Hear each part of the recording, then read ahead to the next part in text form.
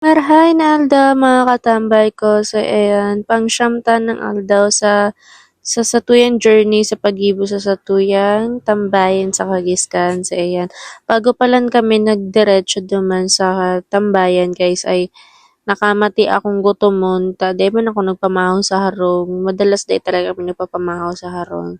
Tapos ayan, digdi kami sa may Kinalas and Aksio, digdi lang yun guys sa may Bulangan, Harani. Ayan, kasiram-siram talaga kaya kan sabaw ninda. Kaya permi ko yung inaabangan dyan. Permi akong nag-aagi dyan. Mas padalas nga ni iya na isira mi. Gusto ko sa inda, anli sabaw, tsaka anli sili. Siyempre, mga Bicolana, mahilig sa sili. Palaban kitang maray sa sili. So, ayan. Goods na goods yung lasa ninda, guys. Tsaka ang presyo lang kaya. Ang binakalipalan, paksiw halo. Tag 60 lang yan sa inda, guys. Ayan, try nyo din. Si sa kuya palang agom na Bisaya, di yan sanay sa sili. Kay nagtatry man siya. Pero ngunyan, medyo matibay-tibay naman, nakikilaban naman. Pero puro siya tubig. Ayan. Then, doon na pala nan mabebenta, guys. Sa kuyang agom, dawa na Bisaya. Matibahin maray magbikol. Kay, ang lengguwahe niya man, Bisaya, Ilonggo. Kaya, syempre, harani naman ang sa tuyang tataramon sa Bisaya, Ilonggo. Kaya, madali niyang nakatch. Ayan, kinukuha niya anak ko ng pagkakan. O, nunaan.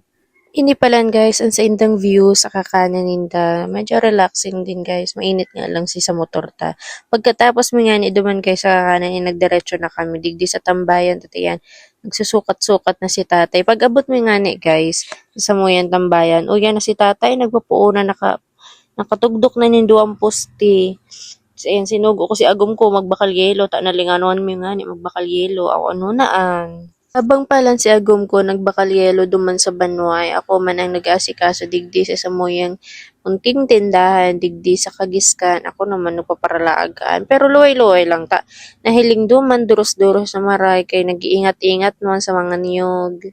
Kay baka mabukulan ako, aw ano naan. Pagkatapos ko nga ni mag-asikaso, mga katambay ko ay nagtuhaw-tuhaw naman ko. Naghiling-hiling ako sa ginigibon ni tatay, kay day man ako totoo sa paggibukan, kay na-amaze ako. So, ayan, aban-aban may nagbakal na sa tuya. Siyempre, asikaso naman ako.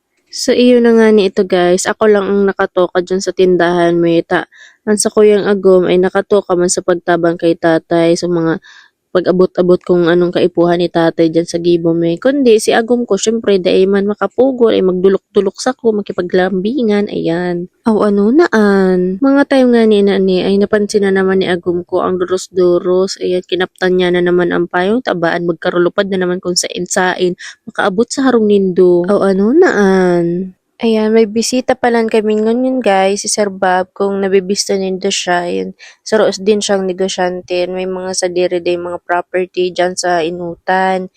Ayan, bisi-bisita man siya sa muyan, nakipag-istorya-istoryahan, kung okay man ang salesman digdi, pero okay man, kaya nasaktuhan lang talaga na nagpuon kami, may bagyo, kaya arog talaga kaan. Si Agong ko nga ningo na ang nakikipag-entertain kay Sir ta ako ay may gibo sa front ng aming motor. Pagkatapos ko nga na-guys dyan sa customer ay nagtuko-tuko naman ko. Nakipag-chismis-chismiso naman ko kay sir. Ayan. Mga perang oras nga ni mga katambay ko ay ayan na ang nabuo ni tatay. Ayan, konting-konti na lang. Kaya naglipat na pala na ko ng pesto guys, digdi sa Oro Inutan. Pwede man da, sabi ni ate, hinapot ko man si May sa dire, okay man lang da sa enda. Ayan, matimpla man nga ni ngo nakita kang order kan sa tuyong customer. Tama na ngo nang hinugak-hugak, tama na ngo nang tukaw-tukaw. So ayan, iya pala ng view kan sa muyan tindahan digdi.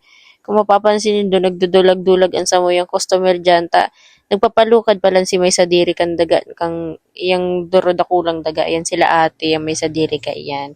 Papalukad sindangon yan guys, kaya garo ka nagpapatentero digdi sa may ano, may tabasi mahulugan man kami. At nalingaw nga ni si kuya, si nagsusunggot na ining sarong niyog palan ay nabakal na pala ni Kuya Louie, kabali palan ito sa ano niya, kaya nakuahan ng pirang niyog, pero bilang man, nilaag may man duman sa harong ni tatay. Sorry Kuya Louie, ay di may man aram, sorry na. Aw ano naan.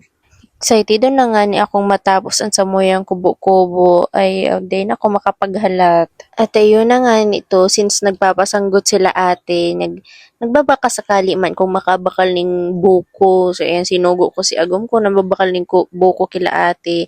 Pero anday ko aram, nilibre na pala nila ate. Dua pati.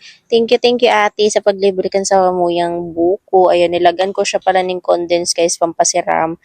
Tapos, ang problema ko dyan ay, paano ko daw ilalag ang yelo? Kasi ditsadit kan labot, pero nagibuhan man paagi. Pagkatapos ko nga ni mga katambay ko magtimpla, ay nagbalik naman ako sa sakuyang pesto since may pa man customer. Pero day ko na pala na videoan si pag-abot ni Moto Flash, ay nagabot pala si Moto Flash sa tuya, nakitambay ulit. Inabot na naman pala kita ning bangge as usual sa ginigibot ta, masulungon ta, mabawas-bawas man kita ning awot, ning ati isag pagilid-gilid, nga ning mabawasan man sila mo. Diyan na naman kita masulo sa satuyang mini bonfire. Bali mga katambay ko, yan lang na sa aldaw na ni, sana abangan nindoan sa muyang kubo-kubo, sana supportahan nindo kami sa samuyang journey sa pag-ibon ng tambayan digdi sa Kagiskan. Yun lang, bye-bye!